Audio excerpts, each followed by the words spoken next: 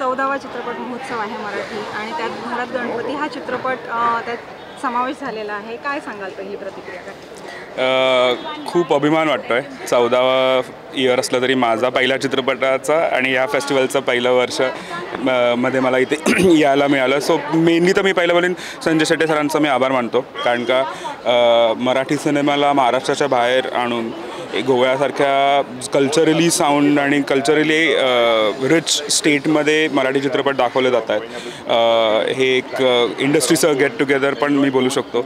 So thank you sir की तुम्ही हे फेस्टिवल ऑर्गनाईज करतात आणि आमच्यासारख्या नवीन फिल्ममेकर्सना एक संधी देतात की हा चित्रपट महाराष्ट्राच्या बाहेरसुद्धा लोकांपर्यंत पोहोचेल. खूप तुफान प्रतिसाद मिळाला महाराष्ट्रात. सो गोव्यात आता ही फिल्म फेस्टिवलसाठी म्हणून फिल्म आहे.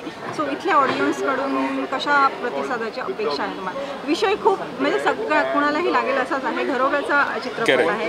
काय वाटतं? मागच्या वर्षी इफ्फीमध्ये आम्ही गोव्यात आलो होतो, तेव्हा खूप चांगला प्रतिसाद दिला लोकांनी. आणि गणपती हा विषय आय थिंक सगळ्यांच्या जवळचा आहे.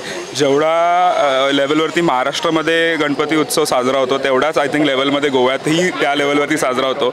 सो ही तुमच्या माझ्या घरातली गोष्ट आहे आणि वर्षभर लोकांनी जे प्रेम दिलं आहे, तर देवाकडे हीच प्रार्थना आहे की हे असंच प्रेम पुढे पण चालू राहू.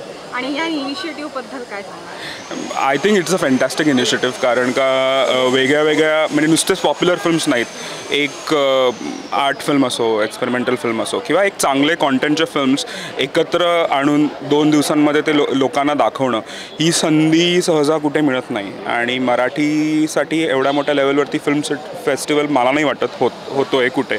सो ही आय थिंक प्रत्येकासाठी मोठी संधी आहे. मी जेव्हा फिल्म बनवायला चालू केली होती तेव्हा पण मला कळलं होतं की म्हणजे गोवा मराठी फिल्म फेस्टिवल असं असतं आणि अशी इच्छा होती की आपली ही फिल्म 1 वर्ष तिथे जावी. सो तो आय थिंक आता क्षण आलेला आहे, त्यामुळे त्याच्यासाठी फार आनंद वाटतो.